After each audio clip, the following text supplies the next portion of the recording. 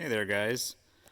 Today we're doing a CP4 to CP3 conversion on a 2015 LML Duramax. And there are a lot of good videos on this process already, guys. Fleece Engineering, I think, probably has the best one that kind of goes overall the process of doing this. I saw Thoroughbred Diesel also had one as well. And I did watch those videos before going into this process, probably the same reason you guys are watching this one, to try to get a feel for what you're in for. But I wanted to post this video specifically, maybe just to kind of talk about my situation here and in some of those other videos, it was really hard for me to see exactly some of the finer details on like hooking up the lines back up, and I wanted to kind of go through some of those. The most difficult part of this process, those other videos, I should say, guys, are good. They kind of show you like the general sequence of events. But I just wanted to talk specifically about some of the details I ran into that might help you. So first of all, guys, those videos tell you to drain the cooling system first. And I was able to do this job without draining the cooling system. So you can see my lower rad is still hooked up, and that coolant crossover pipe right in front of the access bolts to the CP4, I didn't pull that out. I kind of worked around them. I think maybe if I were to do this job again, you could probably do this job without pulling that alternator support bracket off. Although kind of mid-project, I'm kind of glad that I did anyway, because access to these injection pump bolts in the front that you have to get to down here is very, very difficult. So all four of them are in this area, and with that alternator bracket in place, I think you'd be working blind most of the time. At least with that off, you can see the upper and lower one on the left side. And it does kind of help you get your arms in here to work on the ones on the right as well. You can see one of them there, the other one down there. When you guys get to this part of the job, if you didn't drain your cooling system, you can work around this area. I used a Snap-on 13 millimeter shallow socket with like a 4-inch extension. And I was able to get in there on all of them. That lower right one, you make sure you're putting a lot of forward force on the socket because you're kind of sitting on it at an angle. And my swivel socket wasn't able to really get, this is just a Craftsman one, maybe a professional one would be a little shorter or smaller and be able to get in there, but I couldn't get in there with this one. There just wasn't enough room for it to kind of make the corner and get flush with the bolt head. So this did work though, and yeah, if you guys get to this part of the process and you're wondering, you can get it out of there, or get those bolts out of there. That the lower, or I should say, the lower left one won't really come out unless you really bend that that crossover coolant hose. But it's okay. I just left that one in place while I pulled the injection pump out. It can sit there in its bore. This one that's on the right side down there, that one will not come out. It will hit that coolant crossover pipe, and you can only work it back a certain ways. So get it as far back as you can with the tool you have, and then start working the injection pump off of the flange. Get a pry bar in there and start working it back, and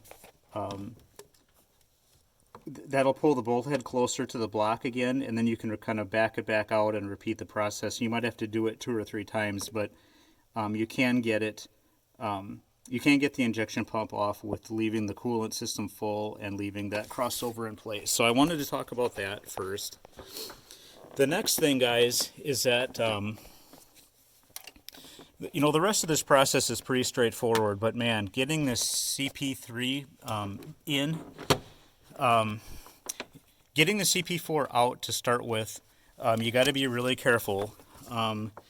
if you guys look down here, you can kind of see the front flange of the CP3 there, because I already have it in, but you're going to have to stick a pry bar in there and kind of, press lightly on the front of different elements on that CP4 to get it worked back. So I just kind of kept going in through this hole on the left side of the thermostat housing, and then this hole here on the right side of the thermostat housing, and put the pry bar so it was reacting on at least a somewhat solid piece of aluminum. And don't go crazy with it, just kind of keep alternating left, right, as you're prying. And I sprayed some seafoam deep creep in there once I could see a gap, and then I kind of kept rocking it, and eventually you keep rocking it enough and then loosening that lower right bolt in the front to kind of keep working it back, and it will pop out. So, but I would say it took me about 10 or 15 minutes to get that thing worked out of there. The Fleece videos do a pretty good job kind of telling you how to subassemble the CP3 before you insert it back in. You just have to transfer over, or you've got to insert this fitting here, and then you've got to take out what they call the cascade valve here, and then that goes into this like new block where like some of those components are like relocated to this little manifold here. So the thermostat or the fuel temp sensor does not go back into the injection pump. It goes back into the bottom of this block. So once you guys have the CP3 inserted back in and bolted down, the difficult part here is plumbing. Just figuring out, okay, what is the process for putting all these back in here, because there's a very specific order it has to go or the things won't fit. So what I did was inserted the CP3, and then next I installed this kind of this cascade manifold here with these banjo hoses on it that go into it, and the videos kind of tell you which order or which ports those go into. Relocate my light here. This cartridge that you see there, that came out of that cascade port on the new CP3 in the Bosch box, and the large hose, it's kind of hard to see there, but it's right underneath the harness there. That one has the larger banjo fitting on it. That one goes to the lower port on that adapter that the cascade valve came out of. So you can see those two copper washers on it. It's really difficult to weasel your fingers in there and not lose those copper washers. So be really careful when you guys get to that part of the job so you don't lose those washers into down somewhere into the engine and not be able to find them, and then you're stuck because you're missing a part. So be really careful when you're trying to get that. It helps if you use your other hand to kind of rotate the hose here as you're trying to get it started, because the angle is just really poor, and it's got to be kind of angled just right to get it started. And when I was doing that, I did not bolt down this fleece manifold yet. I kind of had it loose flopping around, and that helped me get those banjo fittings started. So that the larger one goes on the bottom, and then the smaller one comes out of this cascade block, or this fleece manifold here, and it runs over to the top port. It runs to the top port of that where you pull that cascade valve out of, and you can kind of difficult to see there. Let me see if I can get it better. There's kind of a harness in the way here, guys. You can see what I mean up there. And that one, guys, I could not get the orientation correct, and I was not confident I could get that in there with the AC bracket in its current place. Like I just knew that I was going to drop that second copper washer. So when I got to that part of the job, guys, I attempted it once or twice. I almost lost the washer, and in the end, I took this whole alternator bracket loose. So you get, or the AC compressor bracket, I should say. This bracket also has the power steering pump on it, and there's two nuts here, two 15mm nuts, and then there's two long bolts. So there's a 15mm head, I should say, 15mm head bolt down there, and then there's another one down there. So two long bolts and two nuts. You want to take those off, and then, guys, you can take this bracket and it'll slide forward on those studs. You'll be able to pull it forward about an inch, and that'll give you just enough room to get to that that smaller banjo hose off the back of this block up to this fitting here. It'll give you enough room to get it on. So if you guys run into that same problem, you might want to loosen your AC bracket up. So that part was pretty difficult, but got through it. Next thing I want to talk about, guys, is kind of the layering of the plumbing next. So once you have that cascade block plumbed, I routed my harnesses. So the it's also kind of hard to see here, guys, but you can see there's two harnesses running down here, this one and this one.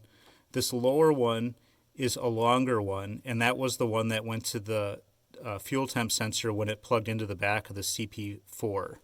So that one, I should mention, guys, these connectors are both the same. So you could plug the the fuel pressure regulator harness into the temp sensor if you're not paying attention to which is which. So this fuel temp sensor one was the slightly longer one, and it can reach over.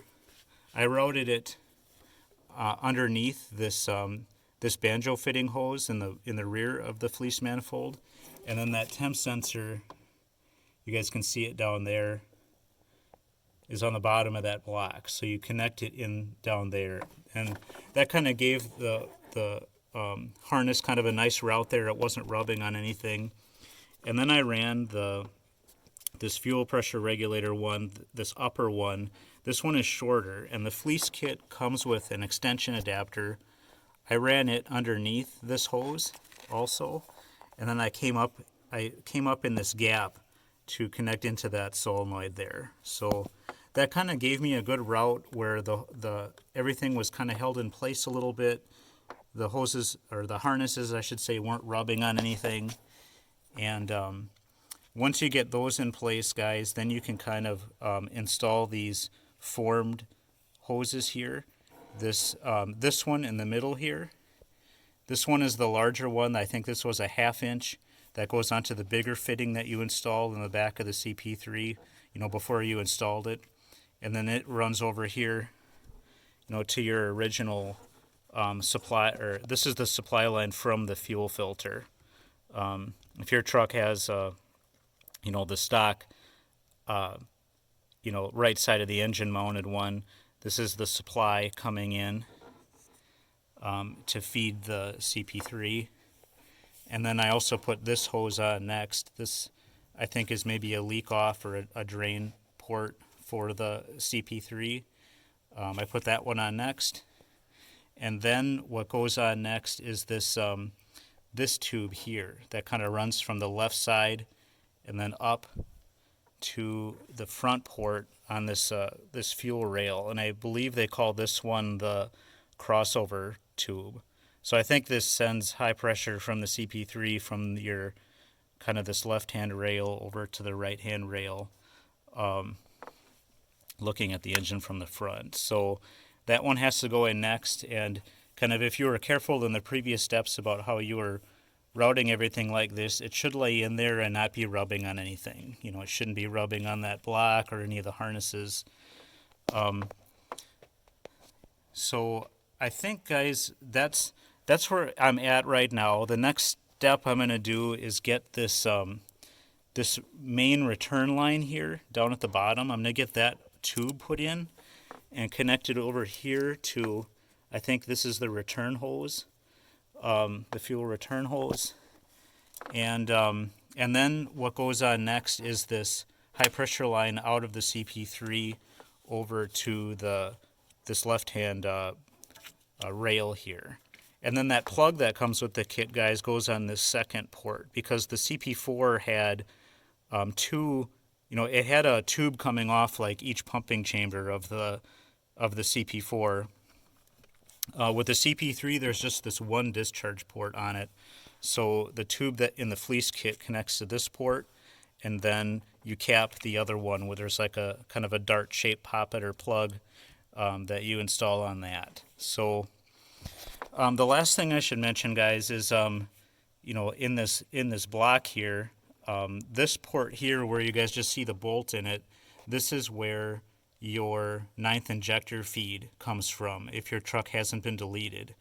If your truck has been deleted and you've pulled the EGR and the 9th injector and all that junk off your engine and kind of did a nice job cleaning your engine bay up, this is, I think, the bolt that was in the original banjo bolt that held down that the 9th injector feed, and then underneath it you can use a copper washer, or you can take that that kind of U-shaped folded over banjo fitting that was in the original 9th injector seal, and you can kind of cut one of the ends off and just put it back under the bolt. So that's what I'm using there. Maybe just to clarify, guys, let me back off the ladder here. What I'm talking about on that 9th injector feed, guys, is on the back of your, this is the old CP4 back in the Fleece box here, but that's what this line was doing in your original setup. This was the 9th injector feed. So if you had deleted your truck and you had a seal here and a bolt, that's what goes into that port on the Fleece manifold there. So all right, guys, so some lessons learned here from my project. I just wanted to go through that before I forgot. I will say, too, guys, this definitely isn't a job for the timid. There is a lot of harnessing, layers and layers and layers of harnessing and plumbing and brackets and stuff to pull off in a specific order. So I wouldn't recommend doing this during the week, after work in a bunch of 2-hour chunks. I would definitely recommend waiting until the weekend when you can kind of hammer away on it for, blocks of, 5 to 10 hours at a time. Kind of we're at this point that you guys see here. I'm about 10 hours into the job already. So, but the rest of it, pretty well followed the video, but, I wanted to mention, guys, about you can probably get this job done without losing all your coolant, and clarifying kind of the order of layering of all this plumbing. This is definitely probably the most complicated and difficult part of the job, and you really got to be diligent about it because you don't want to leak here. All those lines underneath the Y bridge there are it's going to be really hard to tell where that fuel is leaking when you start the engine back up, so you really got to be careful and make sure your connections are all done correctly at this stage, because you don't want to have another 5 hours digging back down into this area if you've got a leak. So I'm probably going to come back, guys, in the next segment here and just kind of show you how everything looked once I got that supply and fuel return tube in and maybe the Y bridge in, to kind of show you the finished install. So be back in a sec. Alright, guys, we got the rest of the plumbing on now, so I just wanted to kind of go over what that looked like and the order.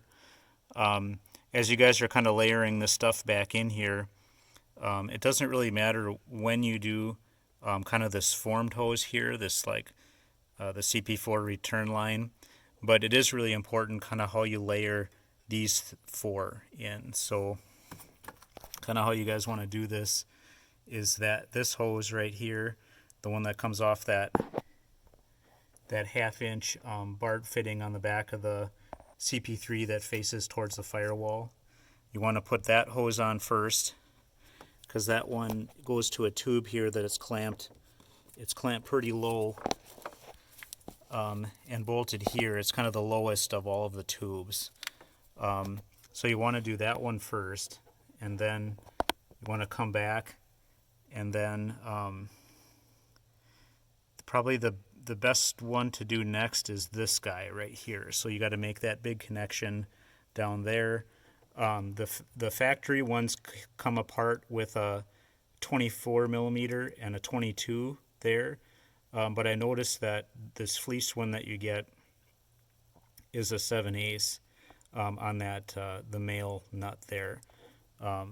It's easier to kind of get this done with like those snap-on 4-way angle wrenches, if you guys know what I'm talking about, like this style. Really makes that job easier down in that valley, and actually on a lot of the lines. If you guys don't have a set of these, they are really handy for a job like this with a lot of tight line work. So I did use those down there, and that return line then comes up here, and it's P-clamped. It's P-clamped right there in front of this cast bracket, and then it comes up here and it runs over to this beaded fitting here. That's like your return line there around the fuel filter. And then probably the next one that you want to do, guys, is this crossover tube. So that's this one. This is the one that you kind of pull off and bend to the left as you're doing the install. And that one comes up, and that gets bolted to this cast iron support here. And then it goes onto this first port on your left-hand fuel rail. That's that crossover tube. And then the last one you want to put on, guys, is this one, this discharge high-pressure port from the CP3. And it comes up. And I think the old one might have used this other bolt hole on that cast bracket, but the new Fleece one is just kind of free. It's freely hanging. I didn't see any way that really was practical to clamp this. The other thing I wanted to mention, I forgot in the first video, guys, on this crossover tube here, this guy right here, there's this bracket that bolts it to the back of the CP4. And the Fleece video said you could, leave it on there or take it off. I found that it is so congested back here in the back of this CP3 with like these banjo hoses and all the wiring and stuff. Like I was kind of fighting that thing, getting it in an orientation that wasn't going to interfere and rub on stuff, because like you've really got to pay attention to your clocking angles, and you've got to kind of bend tubes a little bit and make sure these formed hoses aren't like rubbing on stuff.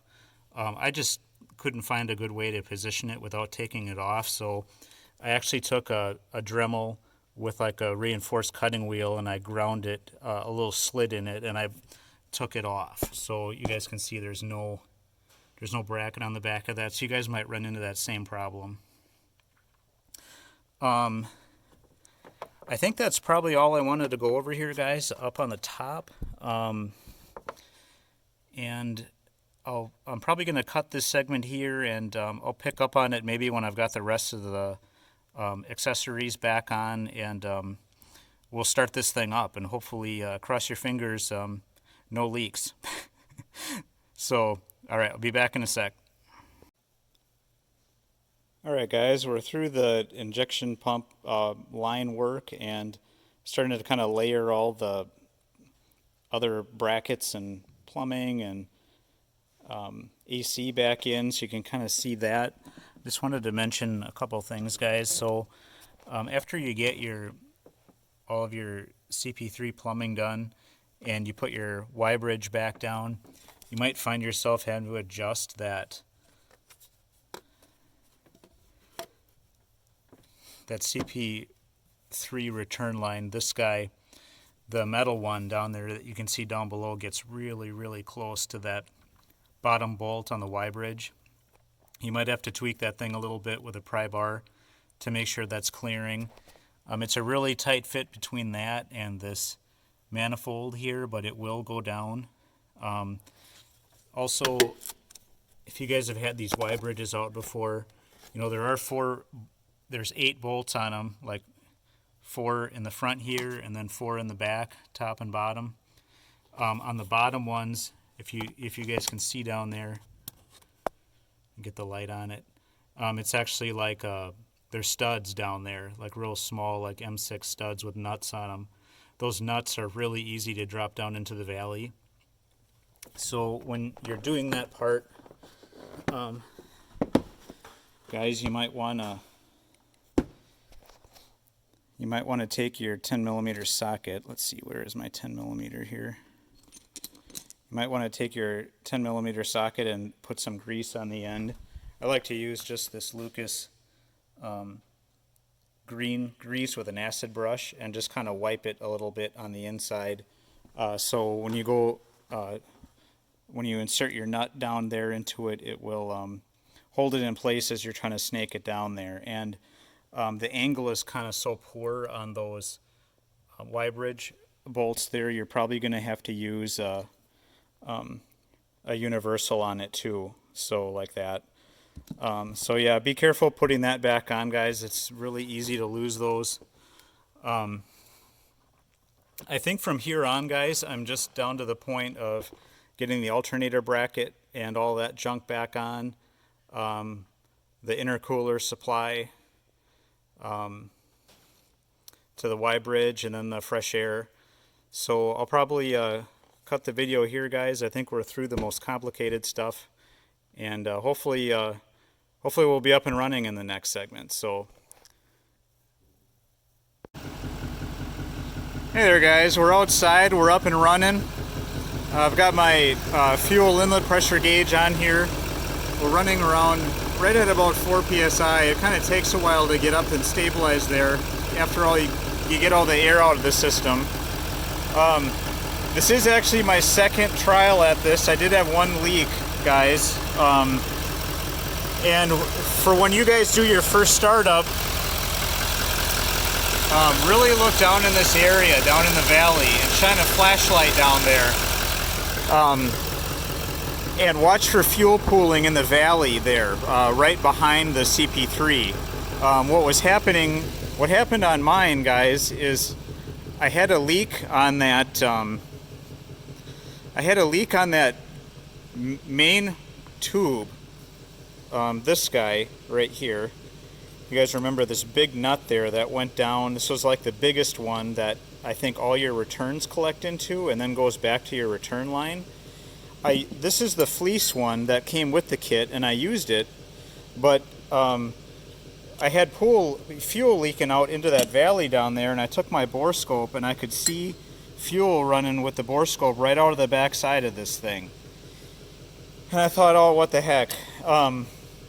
So I put the original LML GM tube back in there. And the only difference I noticed, guys, was that it looks like the Fleece tube, kind of the bend is just a little bit earlier. Like the GM tube maybe, you know, stuck out another 1/8 inch or so. But if you kind of give it a little bit of a bend and kind of horse it in there, it will fit with the Bosch CP3 there. It's tight, but it does fit. And when I put the original one back in, it didn't leak. So it's been running out there for maybe 10 minutes or so right now, and everything looks dry down in that valley. So if the same problem happens to you guys, maybe change that tube out. And I didn't see any defects in this flare, this inverted flare. I mean, it looked fine to me. It was tight. So I don't know why this happened to me, but it took me about another 2.5 hours to get the Y-bridge out and get down to that level. I had to take the alternator off again to be able to weasel this tube out of here and get the original back in, but it wasn't too bad. But after that, guys, the truck started maybe after about 4 seconds of cranking or so. She started right up, and it seems like it's idling good and running good. I just wanted to show you the fuel rail pressure.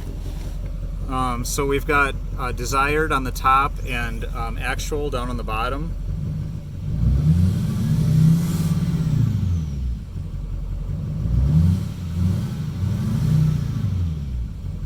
Following each other just dead on like they should, so that makes me feel good that the cal looks correct.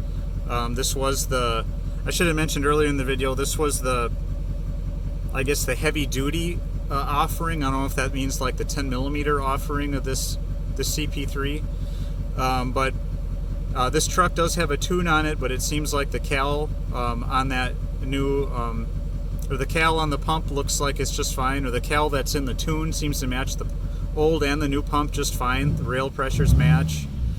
The other thing I wanted to mention, guys, too, was that the Fleece instructions were pretty specific about trying to get the fuel inlet pressure around 2 to 3 psi, and I had attempted to get it down that far, but this truck has an Air Dog. I think it's a 6G 165 gallon per hour unit on it with a pressure regulator. And even when I turned that pressure regulator all the way out so that it wasn't contacting the spring, I could only still get down to 4 psi. And that'll probably drop a little bit, you know, when it's pumping under load and there's more fuel consumption than at idle, but it's still pretty high. The Fleece instructions said that, you know, don't go over 5. 2 to 3 is recommended, but don't go over 5. So we're gonna run this at 4 and just see how things go. It seems like it's idling fine. We're gonna try it. Let me show you guys that screw that I'm talking about. If your unit has an adjustment on it, you might want to turn it down if you're seeing that same issue that I did. Because I think the CP4, they wanted them to run more around 5 psi. So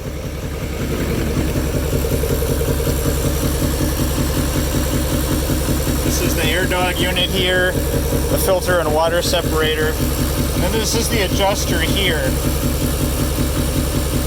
So you break the jam nut loose and you back the screw out. And when you back it out and you feel the pressure come off that spring, you're not going to get any more reduction after that. So you might as well just lock it down where it's at. So we're going to run it like that for a while, and hopefully we don't have any issues. Maybe if we do have an issue, maybe AirDog has a lower pressure regulator spring available. I'm not sure, but for now, this is what we're going to do. So, I guess in summary, guys, sorry, kind of loud out there probably with the truck idling. This really isn't a terrible job. I'd say in total, guys, it took me maybe 12 hours to do it the first time, and then it took me about 2 hours to go back in and replace that tube that I showed. So, you know, if it's your first time doing it like me here, plan for enough time to do this all in one shot, because there's just a lot of things to keep track of and easy to maybe not remember how they should go back together. So, but take your time and kind of take a lot of pictures, and you'll be fine. Just be prepared for the time. So yeah, this was a pretty big job, guys. If someone came up to me on the street and told me that they did a CP3 conversion with their own tools and it didn't have any leaks and the truck ran good, and I'd be impressed with that guy. This was overall a pretty difficult job, but anyway, hopefully, guys, we saved another truck here, and you know, this will be one more CP4 that's not going to blow up and ruin your entire injection system down the road. So yeah, it's a good day. Thanks for watching the channel, guys, and we'll talk to you next time.